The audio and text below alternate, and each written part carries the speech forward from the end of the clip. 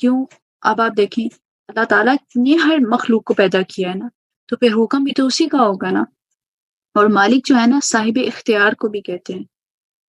اور اب ہم دیکھتے ہیں کہ دنیا میں بھی تو یعنی کچھ ملکوں کے بادشاہ ہوتے ہیں، ان کی بھی ملکیت میں بہت ساری چیزیں ہوتی ہیں۔ تو ایسا بادشاہ جو ہر چیز کا مالک ہے، وہ صرف ایک ملک کا مالک نہیں ہے، وہ مالکوں کا بھی مالک ہے۔ جو میں نے کہا نا، لیڈر آف دا لیڈرز، وہ جن کے وہ مالک ہیں ان سب کا بھی وہ مالک ہے۔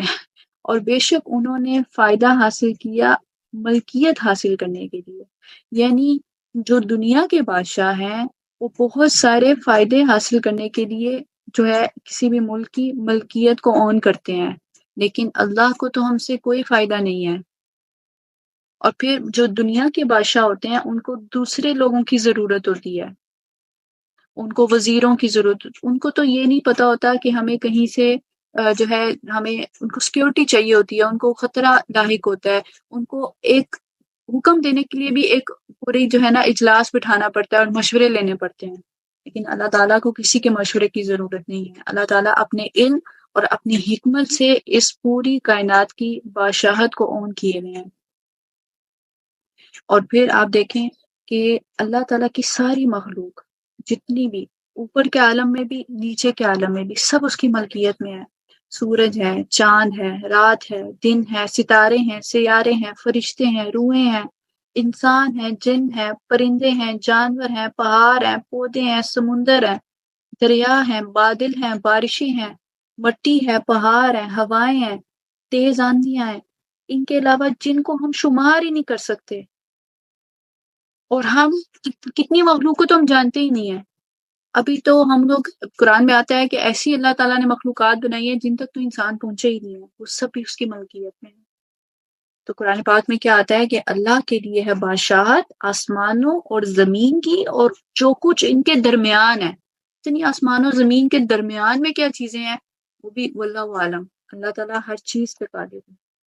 اور پھر وہ اکیلا مالک ہے، یہ نہیں کہ اس نے ایک نظام خود سنبھالا ہوا ہے باقی نظام کسی اور کو دیے ہوئے ہیں، نہیں، توحید کو یاد رکھنا ہے۔ ہم نے بات کی ہے نا کل بھی، اور ہر دن ہم یہ بات کریں گے کہ اللہ کی ہر صفت میں اللہ اکیلا ہے، اس کی کسی بھی صفت میں کوئی شریک نہیں ہے۔ تو اللہ تعالیٰ کی ملکیت اکیلے اسی کی ہے، ہر چیز پر سب پر اس کا زور ہے، تمام مخلوقات اس کے کنٹرول میں ہے۔ اور اللہ تعالیٰ کی بادشاہت میں کوئی مداخلت بھی نہیں کر سکتا۔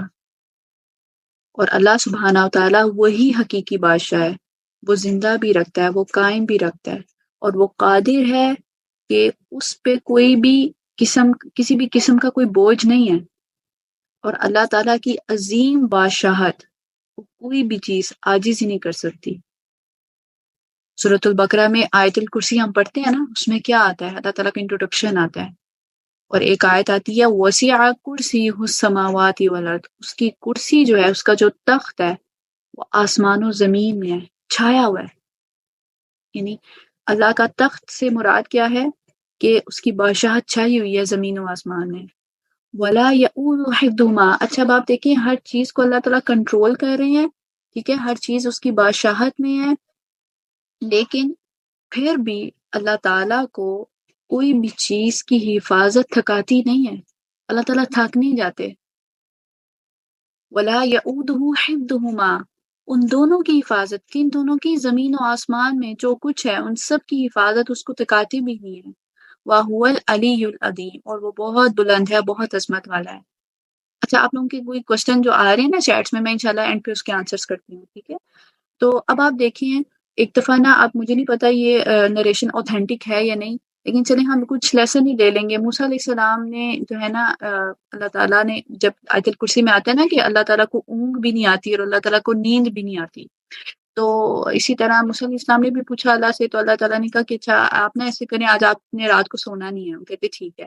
اب نا جبرائیل علیہ السلام نے ان کو ایک پیالہ دے دیا، انہوں نے ہاتھ میں پکڑ لیے نا، دونوں ہاتھوں میں پیالے پکڑ لیے اور وہ کھڑے رہے، وہ سونا نہیں ہے۔ اچھا اب کیا ہوا کہ کچھ پہر گزرا، پھر کچھ پہر گزرا، اور اتنے میں کیا ہوا کہ ان کو اونگ آ گئی۔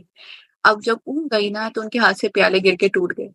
تو پھر جبرائیل علیہ السلام نے کہا کہ اگر اللہ تعالیٰ کو اونگ بھی آ جائے نا، اونگ بھی جیسے آپ کو آئی ابھی، تو یہ جیسے پیالے ٹوٹے ہیں نا، تو زمین و آسمان کا نظام تباہ ہو جائے۔